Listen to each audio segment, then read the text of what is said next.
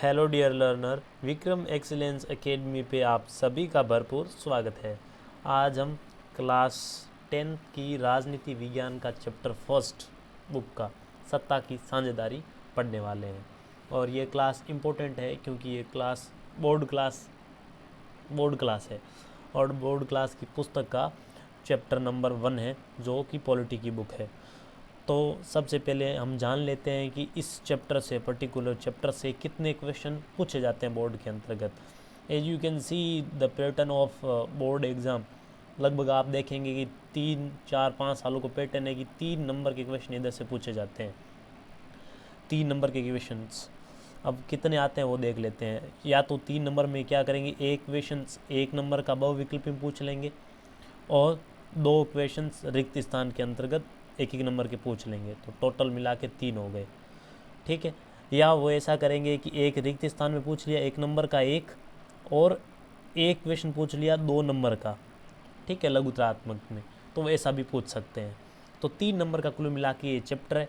और आज जो मैं पढ़ाऊँगा 1 2 सिर्फ 3 ही पेज के नोट्स हैं आपके पास। इस किताब से नहीं, इस किताब की पूरी जो समरी है वो मैंने 3 पेज के अंतर्गत पूर्ण कर ली है। और विद्यार्थी से मेरा निवेदन है कि वह 3 पेज के अच्छे से नोट्स बना ले और उनको अच्छे से याद कर ले, वो ही बहुत है। अगली क्लास में हम बताएंगे कि 4 5 सालों में क्या पूछा है बोर्ड ने। तो आज आप अच्छे से पढ़ेंगे तो कल आंसर का जवाब दे पाएंगे। तो ध्यान से पढ़िए। चलिए शुरू करते हैं इसको। एवन पहले पेज से सबसे पहले, जैसे कि चैप्टर का नाम है सत्ता की साझेदारी, तो क्या है सत्ता की साझेदारी, क्या है, what is the power sharing, तो वो देखते हैं। इधर थोड़ा कट गया है तो इसकी परिभाषा देख लेते हैं। सबसे पहले आप सभी को परिभाषा याद होनी चाहिए कि सत्ता की साझेदारी क्या है, तो देख लेते हैं।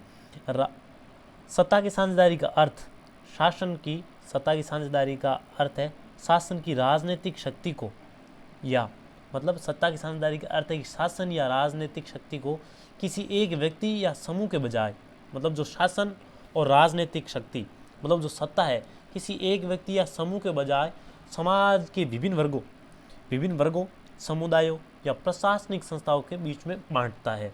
मतलब कुल मिला के ये कहना चाह रहा है कि किसी एक व्यक्ति के पास पावर न जाए, ठीक है, जो समाज के विभिन्न वर्ग हैं, समुदाय है, प्रशासनिक संस्थाओं के बीच सत्ता का बंटवारा होना चाहिए। यही है सत्ता की साझेदारी। और सत्ता की साझेदारी क्यों करनी चाहिए, इसका मुख्य उद्देश्य क्या है, main purpose, what is the main purpose of power sharing. उसका मुख्य उद्देश्य है देश में क्षेत्रीय, सामाजिक और शांति बनाए रखना। मतलब इसका मुख्य उद्देश्य देश में लोकतंत्र, समानता की स्थापना करना और शांति बनाए रखना इसका मुख्य उद्देश्य है। ठीक है, ये थोड़ा मिसप्रिंट हो गया, समानता होगा। ठीक है, अब ये थोड़ा और मिसप्रिंट है इधर। अब इसमें देखेंगे कि 2 देशों को उदाहरण देखेंगे कि एक देश ने कैसे सत्ता की साझेदारी की और अपने देश में शांति और एकता कायम की, और एक देश ने कैसे सत्ता की साझेदारी न करने के कारण गृह युद्ध का शिकार हुआ। तो पहला देश है बेल्जियम और दूसरा देश है श्रीलंका। तो इन देशों में, दोनों देशों में कैसे अलग अलग, एक ने सत्ता की साझेदारी की, एक ने नहीं की, तो इसके क्या प्रतिफल उनको प्राप्त हुए। तो सबसे पहले बेल्जियम की स्थिति देख लेते हैं कि बेल्जियम की क्या स्थिति है। बेल्जियम देखो यूरोपीय देश है, यूरोपीय महाद्वीप का एक देश है बेल्जियम, यूरोपीय महाद्वीप का देश है बेल्जियम। अब क्वेश्चन आ सकता है कि बेल्जियम की सीमाएं किससे लगी है, क्वेश्चन आ सकता है कि निम्नलिखित में से बेल्जियम की सीमाएं किससे नहीं लगी है, तो क्वेश्चन ऐसे आ सकता है। तो हमें याद रखना है कि बेल्जियम की सीमा सबसे पहले फ्रांस, नीदरलैंड, जर्मनी और लग्जमबर्ग, ये 4 देश है जिसे बेल्जियम की सीमाएं लगी है। ठीक है, अब बेल्जियम की जो जातीय बुनावट है ना, वो बहुत जटिल ऐसे है कि भाषाई और क्षेत्रीय विभाजन अगर इनका करें तो 59% लोग हैं जो डच बोलते हैं, रहते कौन से इलाके में, फ्लेमिंस इलाके में रहते हैं और डच बोलते हैं। मतलब कितने, 59% लोग। ठीक है, और उसके बाद वेलोनिया, 40% लोग जो फ्रेंच बोलते हैं वेलोनिया में रहते हैं। मतलब इनका बहुसंख्या किस भाषी लोग है, डच लोग कितने परसेंट है, लगभग 59% है। और उसके बाद कौन है, वेलोनिया क्षेत्र में जो रहते हैं वो है 40%। और कौन सी भाषा बोलते हैं, फ्रेंच बोलते हैं। ठीक है, अब है जर्मन जो भाषा बोलते हैं वो 1% लोग हैं। तो टोटल ये इनका भाषाई जो है वो है। अब इनके बारे में देखते हैं यहाँ समस्या क्या है, मेन मुख्य मुद्दा क्या है।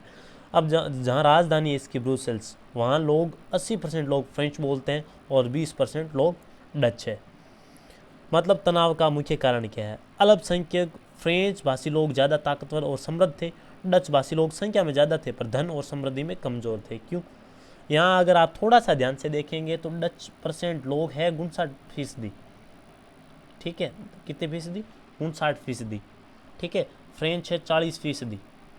पर जो बेल्जियम की राजधानी है, यहाँ राजधानी भी याद रखना ब्रुसेल्स, क्योंकि ये ईयू का मुख्यालय, यूरोपीय संघ का मुख्यालय भी है। ठीक है, अब यहाँ देखें तो डच बहुसंख्यक है और इनकी संख्या डचों की बजाय इनकी संख्या फ्रेंच बोलने वालों की कम है। पर राजधानी में उल्टा है, राजधानी में 80% यानी ब्रुसेल्स में 80% लोग फ्रेंच बोलते हैं और ओनली 20% लोग क्या है, डच बोलते हैं। तो 1950 और 1960 के दशक में तनाव का मुख्य मुद्दा ये था कि अल्पसंख्यक फ्रेंच भाषी लोग ज़्यादा ताकतवर और समृद्ध थे ब्रुसेल्स राजधानी में, और डच भाषी जो लोग हैं संख्या में ज़्यादा थे पर धन और समृद्धि में कमज़ोर थे। तो ये तो देख लिया हमने डच का कि वहाँ क्या स्थिति है। अब आते हैं श्रीलंका। श्रीलंका की क्या स्थिति है? श्रीलंका एक द्वीपीय देश है।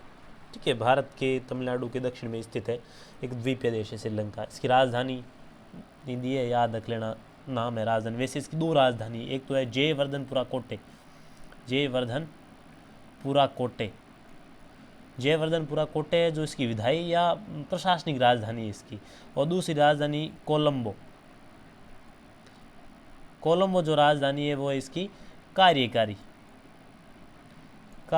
राजधानी या न्यायिक बोल सकते हैं आप, न्यायिक राजधानी है। तो इसकी दो राजधानी है, याद रखना। 2 करोड़ के आसपास इसकी जनसंख्या है। अब जातीय बनावट, इनकी जातीय बनावट कैसी है वो देख लेते हैं। श्रीलंका में कई जातीय समूह के लोग रहते हैं। तो सबसे बड़ा जो श्रीलंका में जातीय समुदाय है वो है सिंहली, 74% है सिंहली, 74% सिंहली लोगों का यहाँ समूह बसता है। और प्रमुख सामाजिक समूह मुख्य रूप से बौद्ध धर्म के अनुयायी है। मतलब आपको यहाँ एक बात याद रखनी है कि श्रीलंका में 74% सिंहली लोग हैं, इनका धर्म कौन सा है? बौद्ध है, धर्म बौद्ध है। क्वेश्चन पूछा गया है, पिछले शायद बार पूछा गया था। और तमिल 18% है। तमिल कितने परसेंट है? 18%। इन तमिल में भी श्रीलंकाई तमिलों की संख्या, जो श्रीलंका के मूल के तमिल है वो 13%, और भारतीय तमिल जो कि औपनिवेशिक काल में बागानों में काम करने के लिए वहाँ गए थे उनकी संतानें हैं। तो भारतीय तमिल जो कितने 5% है। और इनमें से जो तमिल है इनमें से कुछ मुसलमान है और कुछ हिंदू भी शामिल है, और ईसाइयों की संख्या लगभग 7% के आसपास संख्या है। तो यहाँ भी आप स्पष्टतः देख सकते हैं कि सिंहली समुदाय बहुसंख्यक है और इसके अलावा जो तमिल है वो है अल्पसंख्यक है। तो अब दोनों देशों की हमने स्थिति जान ली कि बेल्जियम की क्या स्थिति है और श्रीलंका की क्या स्थिति है।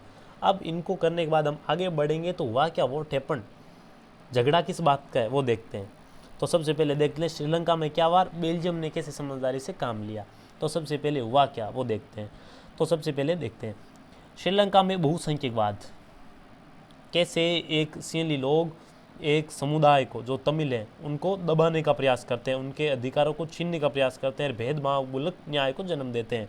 तो देखते हैं स्वतंत्रता। सन 1948 में श्रीलंका एक स्वतंत्र राष्ट्र बना, 1948 में स्वतंत्र राष्ट्र बना। अब यहाँ वर्चस्व किसका है कि बहुसंख्यक सिंहलियों ने शासन पर अपना प्रभुत्व जमाने के लिए कई कानून बनाए, और जैसे ही श्रीलंका एक स्वतंत्र राष्ट्र बना तो बहुसंख्यक सिंहलियों ने क्या किया, अपना प्रभुत्व जमाया, और अपना प्रभुत्व जमाने के लिए इन लोगों ने कानून बनाए। और वैसे सिंहली सरकार द्वारा उठाए गए 3 कदम, इन्होंने 3 कानून बनाए। पहला 1956 में क्या कानून बनाया, सिंहली को एकमात्र राजभाषा घोषित कर दिया। दूसरा जो इन्होंने कानून बनाया प्राथमिकता, मतलब विश्वविद्यालय और सरकारी नौकरियों में सिंहली को प्राथमिकता दी जाए, सिंहलियों को प्राथमिकता दी जाए, मतलब नौकरी में इनको आरक्षण दिया जाए, इनको पहली प्रायोरिटी ये होनी चाहिए। तीसरा धार्मिक संरक्षण, क्या क्या धार्मिक, बौद्ध मत को सरकारी संरक्षण और बढ़ावा दिया गया, क्योंकि सिंहलियों का धर्म बौद्ध धर्म है। तो ये 3 कानून इन लोगों ने पास किए। अब जैसे ही ये 3 कानून इन लोगों ने पास किए तो क्या हुआ, तो जैसे ये भेदभाव मूलक पास होंगे तो दूसरे जो तमिल लोग हैं वो इसका विरोध करेंगे और देश में एकता कायम नहीं होगी। ये इधर देखो आप, एक एक करके आए इन सरकारी फैसलों ने श्रीलंकाई तमिलों की नाराजगी और शासन से लेकर बेगानापन बढ़ाया। उन्हें लगा कि बौद्ध धर्मावली सिंहलियों के नेतृत्व वाली सारी राजनीतिक पार्टियां उनकी भाषा और संस्कृति को लेकर असंवेदनशील है। उन्हें लगा कि संविधान और सरकार की नीतियां उन्हें समान राजनीतिक अधिकारों से वंचित कर रही है। नौकरी और फायदे के अन्य कामों में उनके साथ भेदभाव हो रहा है और यह उनके हितों की अनदेखी की जा रही है। परिणाम यह हुआ कि तमिल और सिंहली समुदाय के संबंध बिगड़ते चले गए। तो श्रीलंका ने क्या किया और इसके परिणाम स्वरूप क्या हुआ वो देख लिया आपने। साइड में एक परिभाषा दी गई है बहुसंख्यकवाद की। वो क्या होता है? यह मान्यता है कि अगर कोई समुदाय बहुसंख्यक है तो वह अपने मनचाहे ढंग से देश का शासन कर सकता है और इसके लिए वह अल्पसंख्यक समुदाय की जरूरतों या इच्छाओं की अवहेलना कर सकता है। श्रीलंका ने जैसे सिंहली लोगों ने की है उसकी बात कर रहा है। अब देखते हैं आगे श्रीलंकाई तमिलों ने अपनी राजनीतिक पार्टियां बनाई और तमिल को राजभाषा बनाने, क्षेत्रीय स्वायत्तता हासिल करने और शिक्षा और रोजगार समान अवसरों की मांग को लेकर संघर्ष शुरू कर दिया।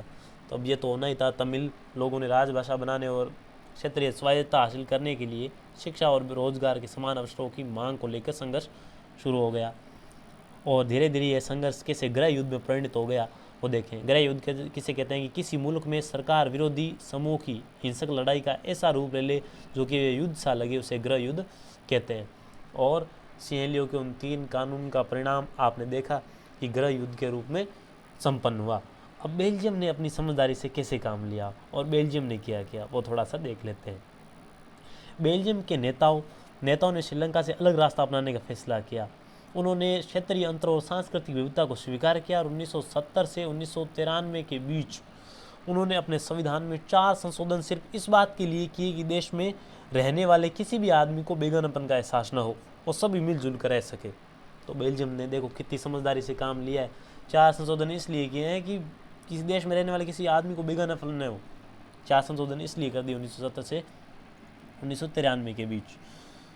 तो चलिए देखते हैं 93। ठीक है, बेल्जियम की समझदारी, बेल्जियम ने किस समझदारी से प्रयोग किया।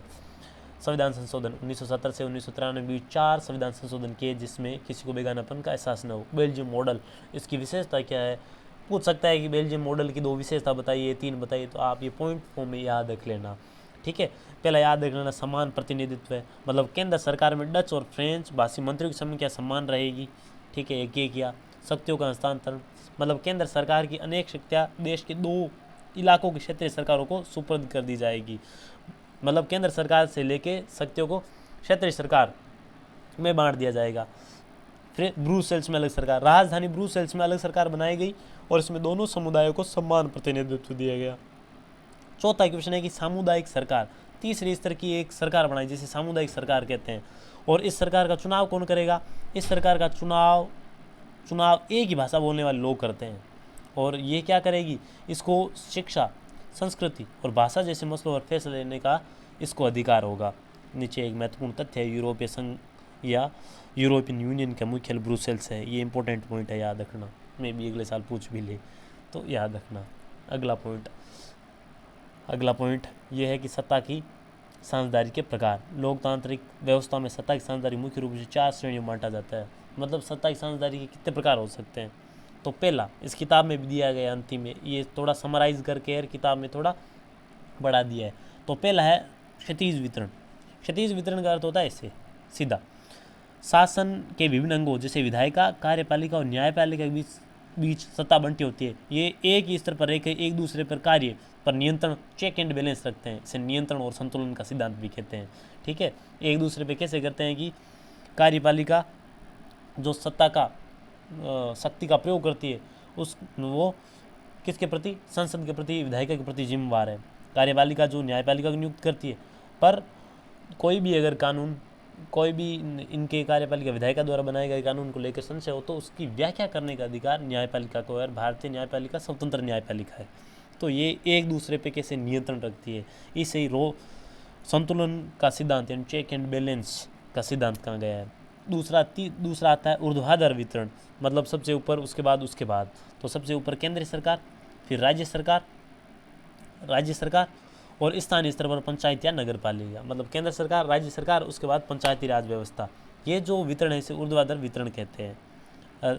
तीसरा हम सत्ता की साझेदारी किस प्रकार कर सकते हैं कि समाज के विभिन्न भाषाई, धार्मिक और जातीय समुदायों को शासन में उचित प्रतिनिधित्व दिया जा सकता है। ठीक है, इसके तहत भी हम सत्ता की साझेदारी कर सकते हैं। और चौथा, राजनीतिक दलों या दबाव समूह द्वारा भी हम क्या कर सकते हैं, नीतियों को प्रभावित करके सत्ता में साझेदारी कर सकते हैं। अब अंतिम पॉइंट ये है कि सत्ता की साझेदारी क्यों आवश्यक है। टकराव को रोकना, नंबर 1। विभिन्न अगर सत्ता की साझेदारी नहीं करेंगे तो टकराव अवश्य। आपने श्रीलंका में देखा कि किस तरह गृह युद्ध का रूप ले लिया। तो सत्ता की साझेदारी बेल्जियम ने की और एक इतनी विविधता और सांस्कृतिक विविधता होने के बावजूद भी एक अपने देश में एकता कायम की। दूसरा जो पॉइंट है, लोकतंत्र की आत्मा। यह सुनिश्चित करती है एक शासन को प्रभावित करने वाले सभी नागरिकों को निर्णय प्रक्रिया में भाग लेने का अधिकार मिले। तो सत्ता की साझेदारी लोकतंत्र की आत्मा है। स्थायित्व, तीसरा पॉइंट, यह शासन व्यवस्था को अधिक मजबूत और समावेशी बनाता है, मतलब स्थायित्व की स्थिति है। इसी के साथ इस चैप्टर को यहीं एंड करते हैं। इतना ही है, आप अगर इतना ही कर लेंगे तो मेरे अनुसार लगभग 99.99% ये चैप्टर या कवर हो चुका है। और इतना अगर आप 2 या 3-4 पन्ने होंगे, मे बी हार्डली इतने के नोट्स अगर ढंग से बना लेते हैं तो आप 3 नंबर आपके पक्के हैं, इससे बाहर जाएगा नहीं। कल हम आगे जो 4 सालों में पूछे गए हैं उनकी एक क्लास लाऊंगा, उसमें आप देखेंगे कि सिर्फ और सिर्फ यहाँ से 1-2 क्वेश्चन यहाँ से और बाकी यहाँ से ही सिर्फ क्वेश्चन बने। 1-2 बार यहाँ से पूछ लिया, 1-2 बार यहाँ से पूछ लिया और राजधानियाँ पूछ ली, सेम ही क्वेश्चन घुमा घुमा के वापस पूछ रहे हैं। तो आप सभी विद्यार्थी समाज से मेरा निवेदन है कि इस चैप्टर को अच्छे से नोट्स बनाएं और 2-3 पन्नों में बना के उतार लीजिए और याद कर लीजिए। धन्यवाद, मिलते हैं अगली क्लास में।